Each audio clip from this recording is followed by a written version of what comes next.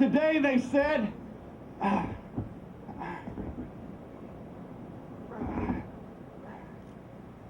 so he can be crucified with the two thieves from Hebron.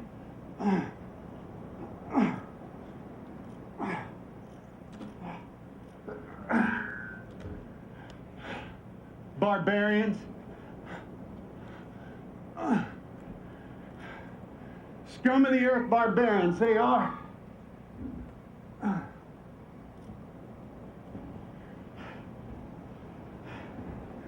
A life sentence in their smelly dungeon would be better than this torture.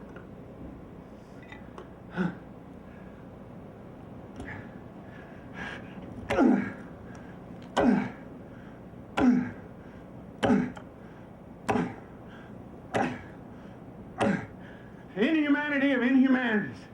Imagine hanging men on a tree to die. It's my job to build it.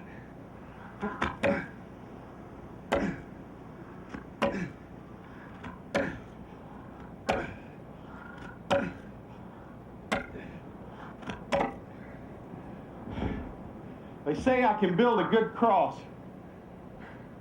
I've been building these death trees for over 20 years now. Still don't understand why this one has to be taller than the other two.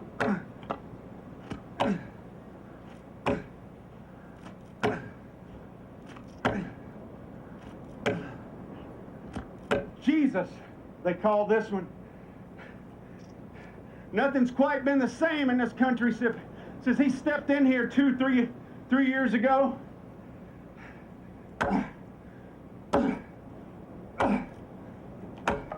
Now they're nailing him to a Roman cross. Even his cross has to be different now.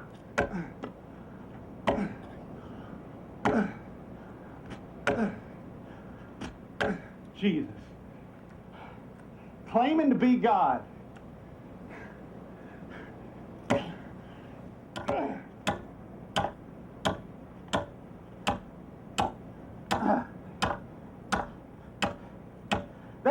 They believe that some kind of perfect blood has to be shed.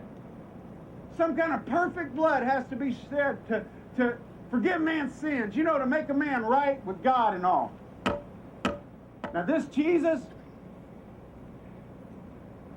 he claims to be the human Lamb of God. The human Lamb of God. He claims to be God's sacrifice for all man's sin.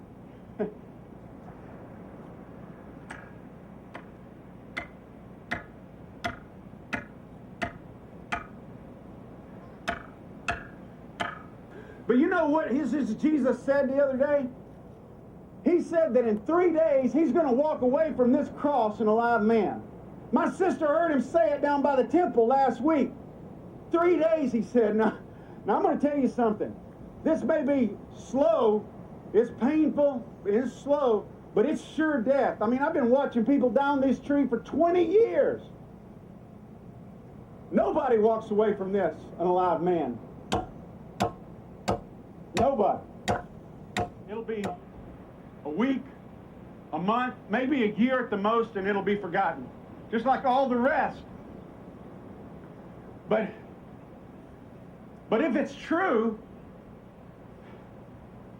it'll never be forgotten. In fact, it'll be a story that will be told all over the world, and every generation will hear about it if it's true.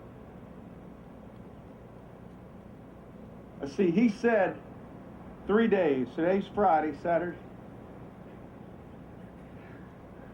I think I'm going to stick around to Sunday and see for myself if it's true or not. Yep, I think I'm going to stick around to Sunday.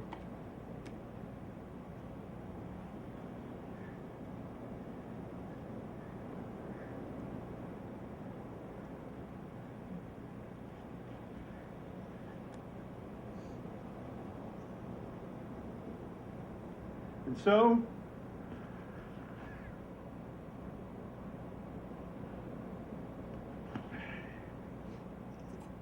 he did it.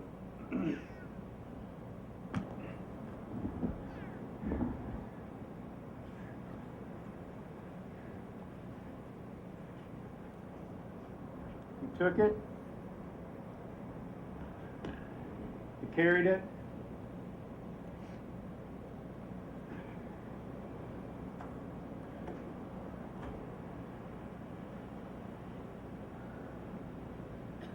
And he died on it.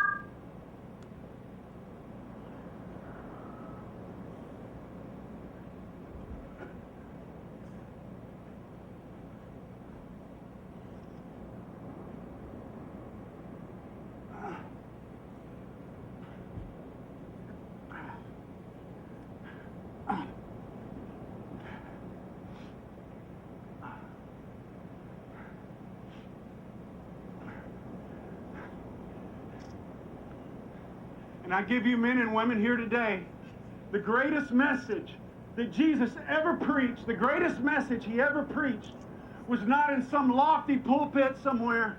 It wasn't in a beautiful synagogue. The greatest message that he ever preached was with a cross on his back. When he looked out at the very people that spit on him, that put him on the cross, and he said, Father, Father, forgive them. They don't know what they're doing. Isaiah described it this way. 700 years before Jesus ever went to the cross, he said, oh, we like sheep have gone astray. We turned everyone to his own way. And the Lord laid on him, on Jesus, the sin payment, the punishment of us all like a laser beam. He focused all his judgment on Jesus so that Jesus looked up and he goes, Dad, why? Why did you forsake me? Why? And when every sin was paid for, he said, it is finished. The debt is paid. It's done. And he said, Father, into your hands I commit my spirit.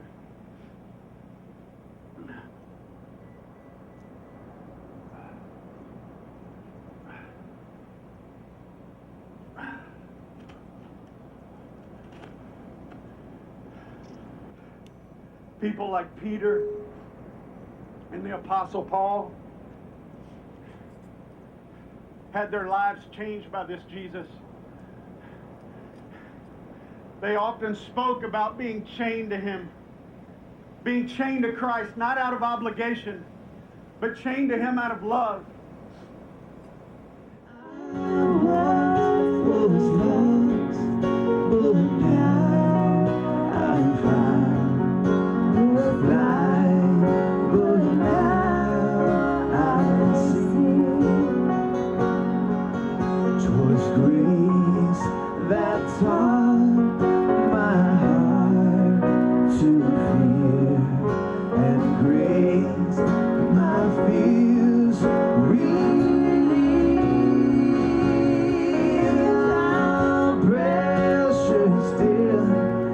That grace